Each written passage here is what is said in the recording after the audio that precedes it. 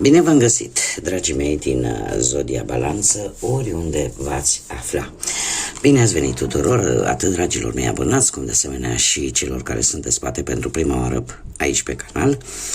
Azi voi face, așa cum am obișnuit, o lectură temporală, fără limite de timp, o lectură pe care voi să o puteți urmări oricând doriți sau atunci când apare în viața voastră. Desigur, dragilor, un lucru important de care vă rog să țineți cont ca de fiecare dată, și anume faptul că voi vă construiți viitorul. Așa că vă rog din suflet să luați decât acele mesaje care resonează cu voi, iar restul lăsați-le să zboare în univers, pentru că sigur sunt pentru alte energii, pentru alte persoane care într-o mai mică sau mai mare măsură au o legătură cu Zodia Balanță. Așa că, dragilor, toți cei care aveți Soare, Lună, Venus, Ascendentul sau oricare alt aspect astral important pentru voi din harta voastră natală și care are legătură cu Zodia Balanță, atunci această lectură este de asemenea și pentru voi. Și haideți să vedem ce ne spune acest minunat oracol Yin și Yang pentru dragii mei din Balanță. Să vedem.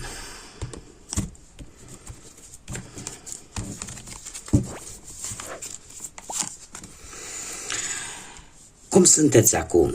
Sunteți într-un moment în care atrageți, sunteți foarte atractivi, sunteți foarte pasionali și aveți sentimente reciproce vis-a-vis de o anumită persoană.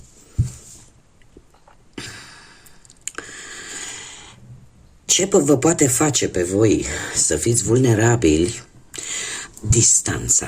Distanța și faptul că parcă timpul se termină. Un timp poate de... sau poate o distanță care v-a blocat. V-a blocat poate atât emoțional cât și poate o distanță fizică care pe voi vă face să fiți vulnerabili, să fiți debili. Este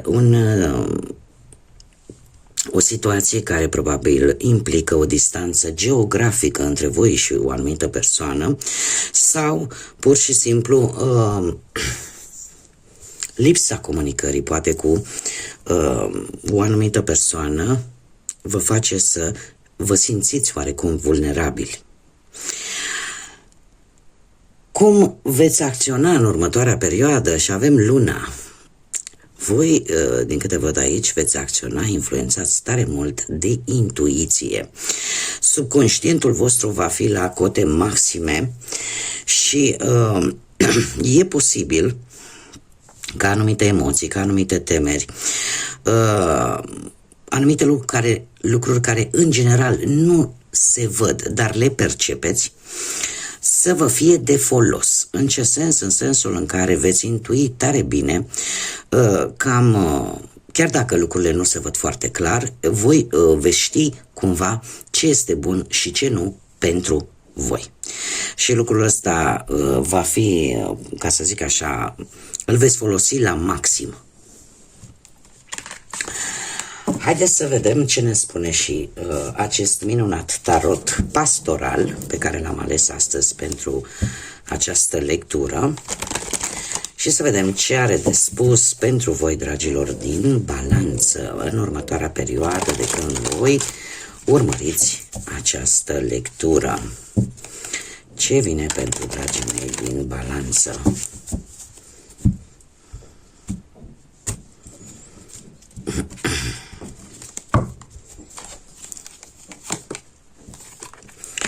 Situația actuală, avem un rege de bâte, dragilor. Un rege de bâte care ne vorbește de o atitudine, mai bine zis, în ceea ce vă privește. Cumva parcă nimic nu te poate opri, nu-ți este frică de provocări. Încerci să vezi în viitor pe termen lung. Și chiar dacă poate unii dintre voi aveți o perioadă mai grea, trebuie să știți că ori voi sunteți conștienți că este temporal sau pur și simplu chiar respectiva perioadă grea pe care voi o traversați nu va face altceva decât să te întărească și mai mult. De asemenea, apare o persoană cunoscută, un personaj, o energie cunoscută Nu e obligatoriu, poate să fie în primă fază să fie cunoscută, dar e posibil să nu.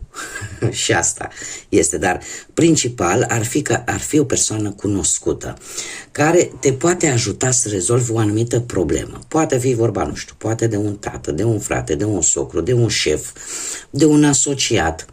Da? Mare grijă în această perioadă, probabil cu aroganța, da? Și cu impulsivitatea. Dacă vorbim de muncă, se pare că există cineva acolo în mediul tău profesional în care tu poți avea încredere sau care cumva te poate ajuta în cazul în care ești în căutarea unui job, te poate ajuta să-ți găsești un job și care să aibă legătură, mare atenție, cu semnele de foc, berbec, leu sau săgetător. Dacă vorbim de bani, se pare că ai istețimea necesară de a obține lucruri care pot conduce la un câștig de bani. Da? E așa că, din punctul ăsta de vedere, sunteți pe drumul cel bun. Dacă vorbim de viața sentimentală, pentru cei care sunteți într-o relație deja, într-o pereche, se pare că ați făcut deja lucruri împreună, e o perioadă destul de stabilă, destul de liniștită, iar pentru cei care aveți așa, au apărut mici lucruri negative, trebuie să lucrați amândoi pentru relație, pentru ca relația să funcționeze cumva e nevoie de acțiunea ambilor. Dacă vorbim de cei singuri, există cineva care are sentimente de grijă, de protecție față de voi.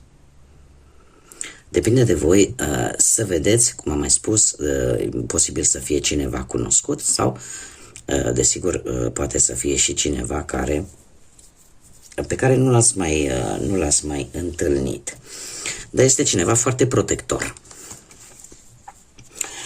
Ce nu este în favoarea voastră, dragilor?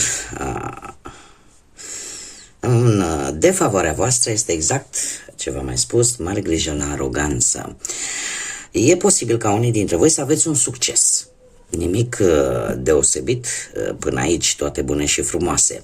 Cu acest 6 de bâte, asta îmi spune că acest succes, această realizare, poate unui proiect, poate ceva la care tu te-ai focusat foarte mult, e posibil, pentru că joacă în defavoarea voastră, să vă facă să fiți poate prea atenți la voi și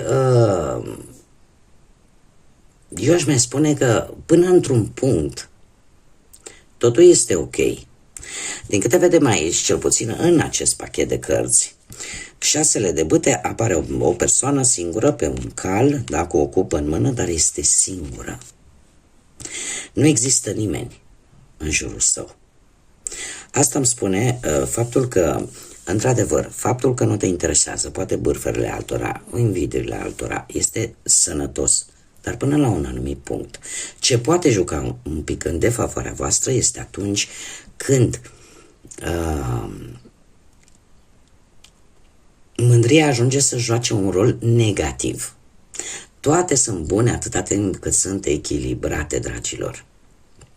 Da? Încercați să nu fiți aroganți. Încercați, pentru că lucrul ăsta va juca în defavoarea voastră. Este adevărat că e posibil să obții, nu știu, poate un job mai bun decât tu credeai, poate o recunoaștere la locul de muncă, poate că se va îmbunătăți și vei avea creșteri sau o anumită promovare care te va ajuta să câștigi mai bine din punct de vedere financiar. E posibil chiar și pe plan sentimental să apară îmbunătățiri. Sunt extraordinar de bune toate aceste lucruri, pentru că aceasta este o carte foarte pozitivă, dar vine cu acest mic aspect, care este mic, dar este important, da? De a încerca să fiți cât mai echilibrați. Eu aș mai spune că e posibil, mai ales pentru cei singuri, să aveți parte de o iubire, să vină în viața voastră cu cineva pe care voi l-ați iubit în secret sau poate chiar la care ați visat. Fiți voi, nu arătați o altă imagine care nu are legătură cu voi. Adică, pentru că riscați să rămâneți singuri. Iată că am zis-o. Eu știu că de multe ori multă lume care mă ascultă poate să așteaptă să spun: Doamne, numai de bine nu există. Viața este făcută atât cu lucruri negative cât și cu lucruri pozitive. Cele negative sunt făcute ca să ne învețe, să ne luăm deciziile cele mai corecte și dacă unii dintre voi se vor regăsi în această informație, eu zic că este un lucru pozitiv la final. De ce? Pentru că veți reuși să păstrați acel echilibru care vă caracterizează până la urmă și pe voi ca și zodie. Da? Zodia Balanță este zodia care de-a lungul întregii vieți caută un echilibru, caută o balanță, da? În toate lucrurile și în special, eu aș spune, pe partea relațională. Acum, ce este în favoarea voastră, dragilor? În favoarea voastră avem un 9 de monede.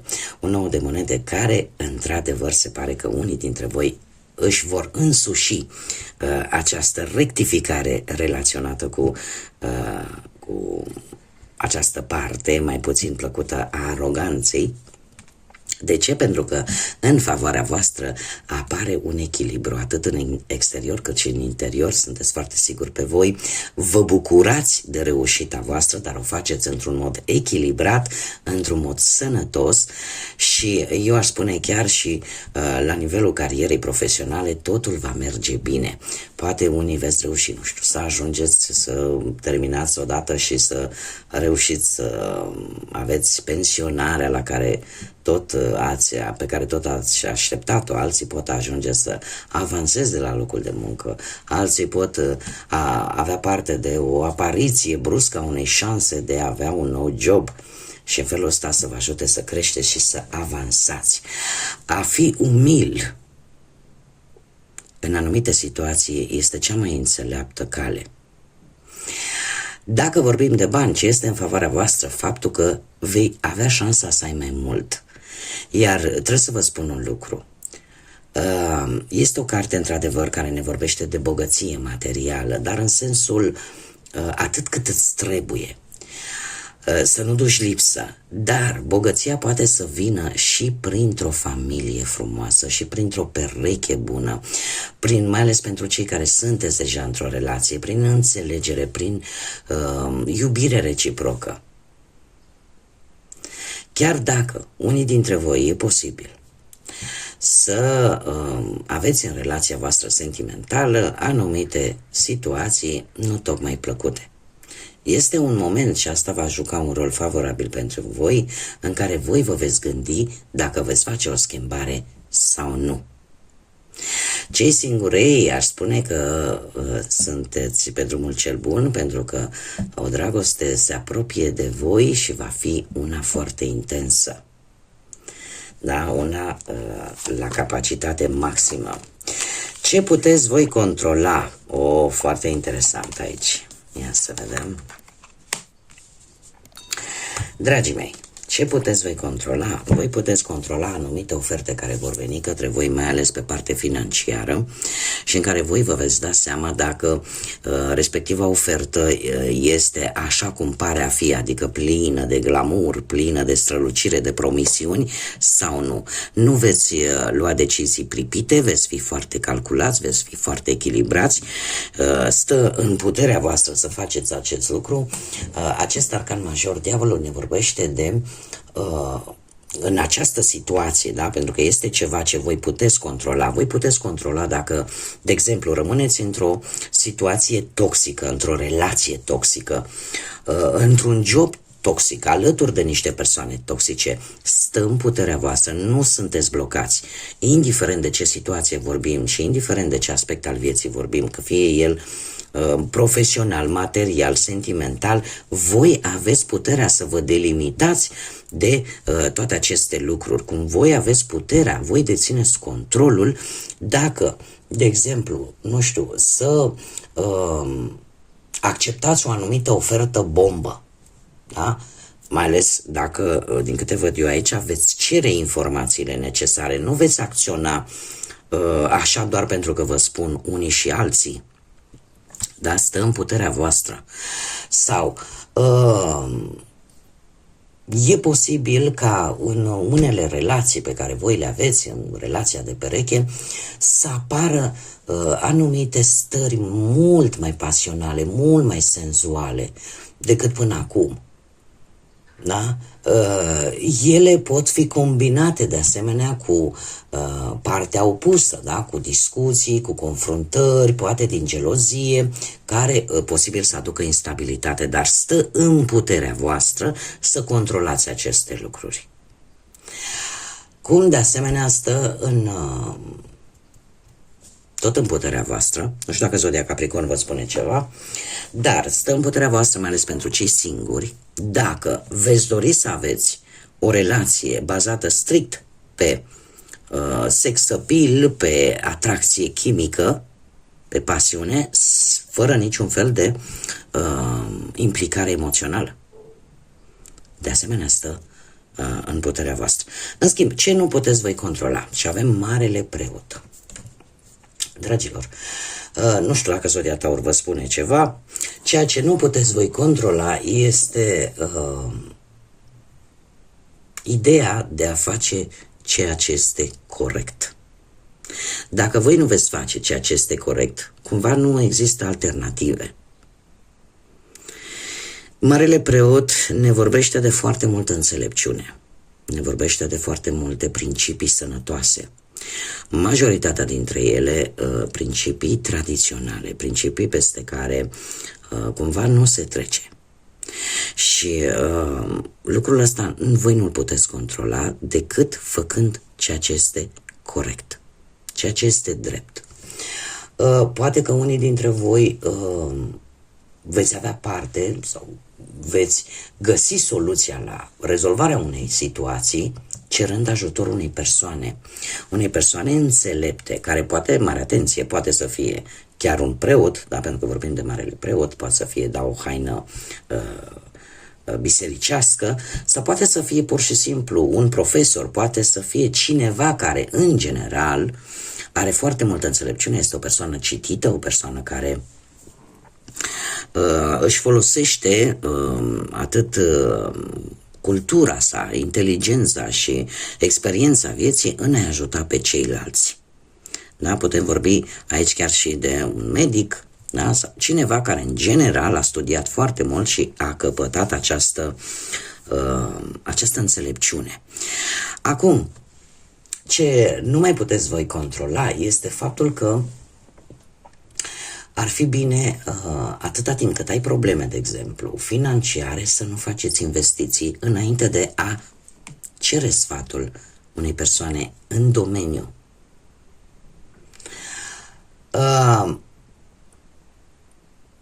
Cumva, ce nu puteți controla este gândul celuilalt, mai ales pentru cei care vă aflați într-o relație.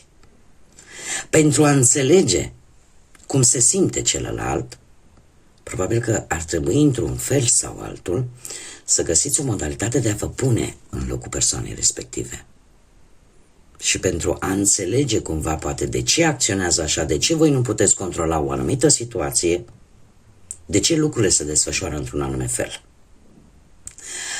Cum de asemenea, cei care sunteți singurei, e posibil ca persoana nouă care vine în viața voastră să aibă anumite principii foarte tradiționaliste, peste care voi să nu puteți trece și peste care voi să nu puteți avea un control.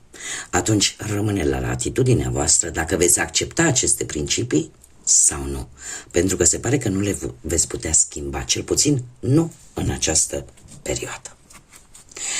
Haideți să vedem ce mesaj are copilul interior din voi.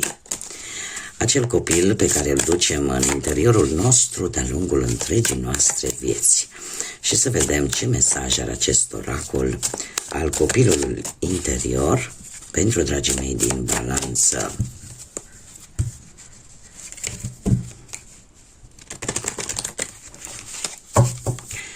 Un mesaj, te rog, pentru dragii mei din Balanță.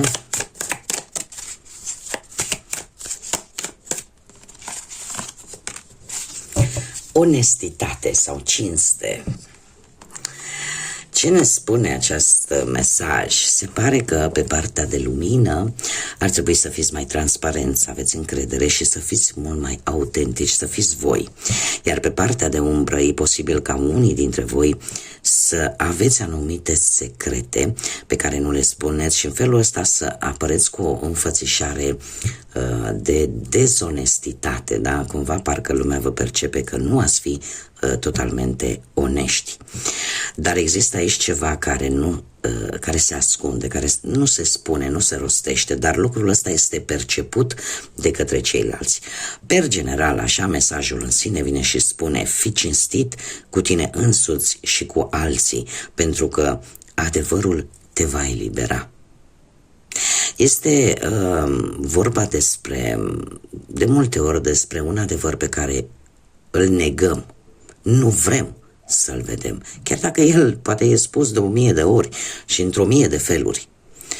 E atât de dureros respectivul adevăr încât subconștientul nostru cumva îl refuză pur și simplu, dar atâta timp cât nu-l vom accepta ca atare, nu va face altceva decât să ne adâncească și mai mult într-o energie total negativă și într-o vibrație foarte joasă. Așa că acest copil interior din voi, pentru unii care vor rezona desigur cu acest mesaj, îți strigă, îți spune: fii cinstit cu tine însuți și cu ceilalți, pentru că adevărul te va elibera, vei simți liber. Acum, despre ce adevăr este vorba, numai voi știți. Bun, dragii mei, cam atât am avut de spus pentru voi. Eu vă mulțumesc pentru atenție, vă mulțumesc din suflet pentru sprijinul și suportul vostru în dezvoltarea acestui minunat proiect pe care eu l-am început aici pe YouTube. Mulțumesc din suflet pentru like-uri, distribuiri, comentarii și pentru simplu fapt că vă abonați. Vă aștept în continuare și pe cei care încă nu au făcut-o să fim împreună aici. Oricum, mii de mulțumiri tuturor pentru toate aceste lucruri minunate. Până data viitoare, când ne vom reîntâlni la o nouă lectură, eu vă doresc tot binele din lume, să aveți parte de multă energie pozitivă, de multă înțelepciune și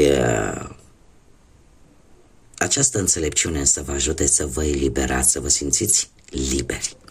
Așa că până la o nouă lectură, numai bine și să fiți iubiți, dragilor!